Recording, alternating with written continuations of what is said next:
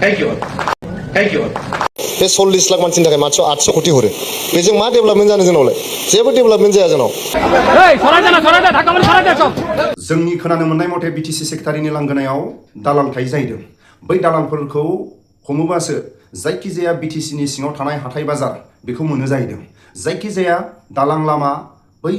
लामा दालां जायखिजाया खामानिफोरनि टेन्डारखौ बै दालालफोरखौ हमोबासो मोनो जाहैदों अधिकार बयहाबो अधिकार थानांगौ सिनियर जुनियर साफ्रोमबो रायजो राजाफ्रा गोजोनै रानलायनानै खामानिफोरखौ लानो हानाय अधिकार थानांगौ जाय खुंथायाव दं बै दालालफोरखौ दंमारोबा जोबथेसालिनि आलासि खालामनो हागोन हाया सांग्रां जा BTC सेक्रेटारिनि लांगोनायाव दालाल दंमारोबा सांग्रां जा जोंनि खोनानो मोननाय मथे मोनफ्रोमबो खामानिखौ दालाल हमोबासो अबेबा लामा दालां जायखिया हाथाय बाजार बैफोरखौ लानो हायो जाहैदों दादागिरि दालाल बेबायदिनिफ्राय जानगाराव जाय खुंथायाव दं बिथांमोनखौ जोबथेसालिनि आलासि खालामनो हामारना हामारा फुटिसाव नुखाबाय BTCनि सिङाव थानाय हाथाय बाजारखौ लानोबा दादागिरि आरो दालालखौ हमोबासो लानो हायो जाहैदों जाय खुंथायाव दं दादागिरि आरो दालालखौ जोबथेसालिनि आलासि खालामनो हागोन ना हाया अबेबा हाथाय बाजार BTCनि सिङाव थानाय सोर मोननांगौ गावनि एलेकानि हाथाय बाजारखौ सोर मोननांगौ सोरबा मेगन खाना सोरबा आथिं थोंसे गैयै सोरबा आखाइ थोंसे गैयै सोरबा खोमा खोनायै सोरबा मेगन नुयै बिलटिनि समाव सारनायाव NDPनि समाव सारनायाव भलन्टियार आबसुनि समाव सारनायाव दुलाराय बर' फरायसा आफादनि समाव सारनायाव मेरला मानसिया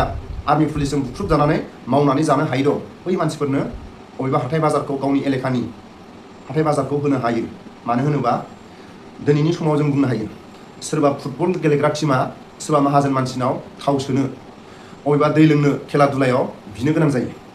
सोरबा थाइगन्डो गेलेग्रा सोरबा कुम्फु गेलेग्रा गुबुन गुबुन माखासे गेलेनो थांग्रा सेंग्रा सिख्लाफ्रा गावनि जायगानि सोरबा माहाजोन मानसिफोरनाव साफा सानै ठिकादारफोरनाव बिनो गोनां जायो बै बिनाय टाइमाव सोरबा ठिकादारनि आखायाव फैसा थाया मालाबा समाव सोरबा माहाजोन मानसिनाव फैसा थाया बै गावनि एलेकानि क्लाबनि मानसिफ्रा जुदि बे जायगानि बाजारखौ मोनोबा एसेबाबो हेफाजाब मदद मोनो आरो लोगोसे मेगन खाना आथिं गैयै थोंसे आखाइ थोंसे गैयै बै लेंग्रा लेंग्रि मेगन खाना खोमा खोनायै बै मानसिफ्रा जुदि गावनि एलेकानि अबेबा हाथाय बाजारनि टेन्डारखौ मोनोबा एसेबाबो सोलिनानै जानो हायो सोरबा लेंग्रा लेंग्रिनो होनो गोसो गैयाबा सोरबा गेलेग्रा सेंग्रा सिख्लाफोरनो होनो गोसो गैयाबा अबेबा प्राइभेट स्कुलफोरनो हगारना हो नङाबा अबेबा समाजनि खामानि मावग्रा रायजो राजाफोरनो हगारना हो जोंनि बर' मानसिफ्रा हाथाय बाजार टेन्डार लानानै सोर साबैसेया न'खर सलिनो हानाय दं अबथिरा नोंनि जिउ गोमानाया जोंनि गोरबोआव जोबनो रोङै दुखु गालांबाय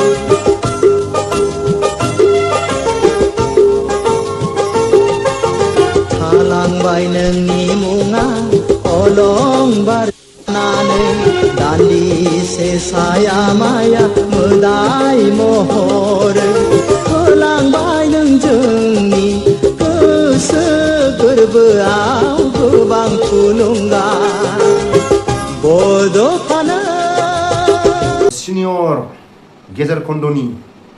आन्दलनखारि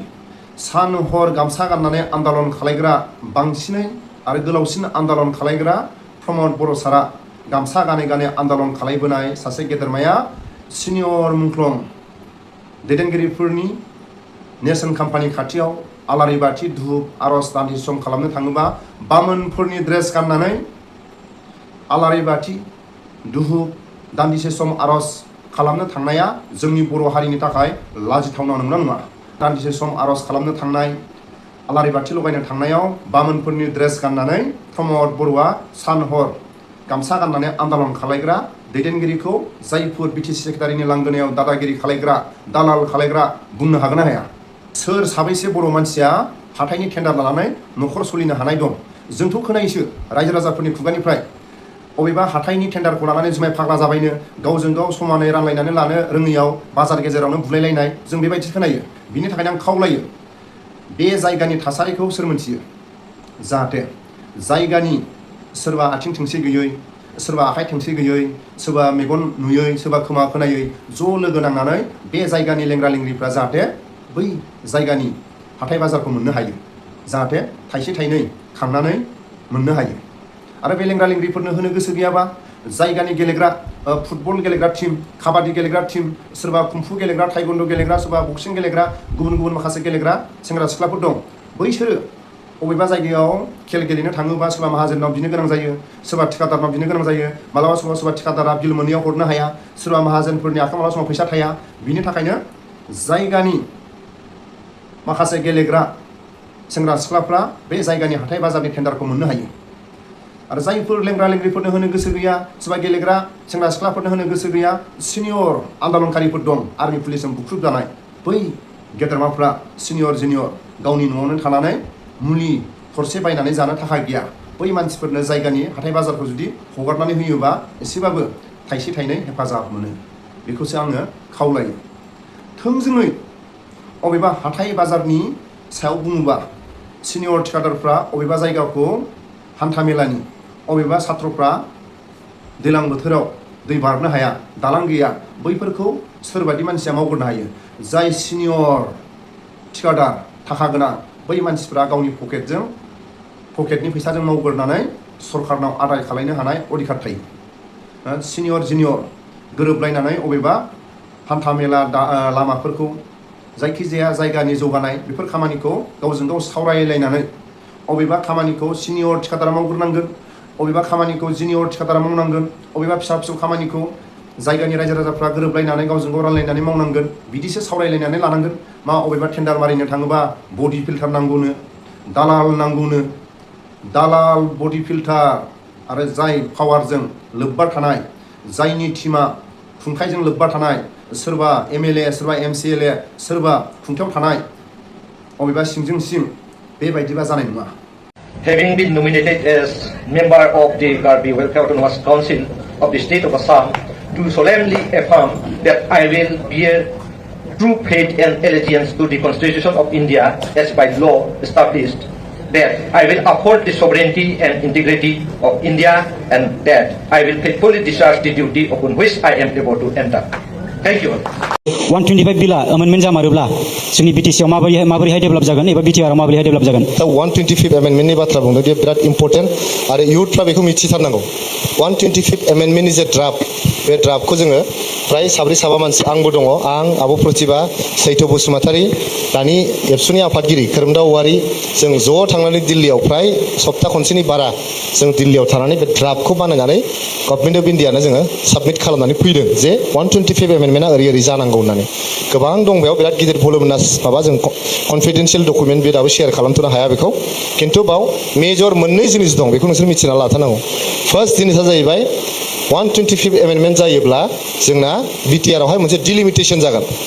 MCLA कन्स्टिटुवेन्सिनि डिलिमिटेसन जागोन 40टा कन्स्टिटुवेन्सिनिफ्राय 60टा कन्स्टिटुवेन्सिसिम 60टा जाथारनांगौ नङा 60टासिम जोङो बेखौ लांनो हायो एनिथिं बिटुइन 54 55 60सिम जोङो बोखोलांनो हायो आरो बेयाव मा जागोन दा जोंनावहाय बे मोनसे अबर' जाति जनगोष्ठीनि गेजेराव दावराव जादों नङा होमबा 40टा समस्थियाव जोंना 30टायानो STनि थाखाय रिजार्भ बाव गुबुना गेलेनो हाया बांसिन बर'फोराल' गोलैयो बे 30टायाव सेकेन्डलि जोंना मोनबाया जाहैबाय जेनेरेल रिजार्भ मोनबाल' सिटआव बयबो गेलेनो हायो बे अपेनावबो जों STफ्रानो बांसिन गेलेहैयो ओंखायनो 60टा जायोबा जोंनाव जिहेतु 26टा जाति जनगोष्ठी दं बे जाति जनगोष्ठीफ्रा इलेक्सन गेलेनो खाबु मोनगोन आरो जाति जनगोष्ठीनि गेजेराव दावराव दावसिया एसे खम जागोन बे 40टानिफ्राय 60टा जानाया मोनसे नेक्स्ट इम्पर्टेन्ट जोंहा दङ बे 125 एमेन्डमेन्टआव बे जाहैबाय एमेन्डमेन्ट अफ आर्टिकल 280 आर्टिकल 280 मा जिनिस आर्टिकल 280 जाहैबाय सेन्ट्रेल गभर्नमेन्ट आरो स्टेट गभर्नमेन्टनि गेजेराव जे बाजेटखौ रानो फैसाखौ रानो बिनि आर्टिकल बियो बे आर्टिकल 280 आवहाय फाइनान्स कमिसन दानायनि प्रभिजन दं सेन्ट्रेल फाइनान्स कमिसन आरो स्टेट फाइनान्स कमिसन दा बे सेन्ट्रेल आरो स्टेट फाइनान्स कमिसनावहाय काउन्सिलनि सोमोन्दै जेबो मख'नाय गैया काउन्सिलनो फैसाखौ बोरै हरगोन बोरै हरा बबेनिफ्राय फैगोन बिनि जेबो मख'नाय गैया जायनि थाखाय काउन्सिलफ्रा सेन्ट्रेल गभर्नमेन्टनिफ्राय डाइरेक्ट थाइसेबो फैसा मोना जा स्पेसियेल पेकेज बेबो स्टेट गभर्नमेन्टआवसो हाबग्रोयो स्टेट गभर्नमेन्टनिफ्रायसो जोंनाव फैयो गतिके जोङो डाइरेक्ट फैसा मोना बेनि थाखाय मा जायो आं मिडियायावनो बुंखाजोब्बाय नोंथांमोना खोनाबाय जागोन मिडियायावबो खोनाबाय जोंनि आसामनि बाजेटआ 2,40,000 crore थांनाय बाजेटआ 2,40,000 crore बाजेटमोन जोंनि बिटिआरआव गोदान गामि हाबनायजों जाबजों 13% पपुलेसन दं 13% पपुलेसन रेशियोआव 2,40,000 crore फैसाखौ जों मोननांगौबा जों फ्राय 30,000 crore मोननांगौ 30,000 1 lakh crore 13,000 crore 2 lakh crore 26,000 crore आरो 40,000 crore 13% प्राय 4,000 crore जायो जोङो 30,000 crore मोनो जों बेसेबां मोनो जों मोनो 800 कोटी BTC आ मोनो 800 कोटील' जों बेखौ डिमान्ड खालामबाय स्टेट गभर्नमेन्टआव जे फैसाया जोंना जोबोद खम जायो मुम्बाइ बायदि सिटियाव मोनसे फ्लाइओभार मावनोनो 1500 कोटी नांगौ मोनसे फ्लाइओभारावनो कलकाता बायदियाव होमबा जोङो बे 40 लाख मानसि दङ बे 40 लाख मानसिनि थाखाय मात्र 800 कोटी हरो बेजों मा डेभेलपमेन्ट जानो जोंनावलाय जेबो डेभेलपमेन्ट जाया जोंनाव ओंखायनो जेखे पार्टियानो सरकाराव थाया मानो जोङो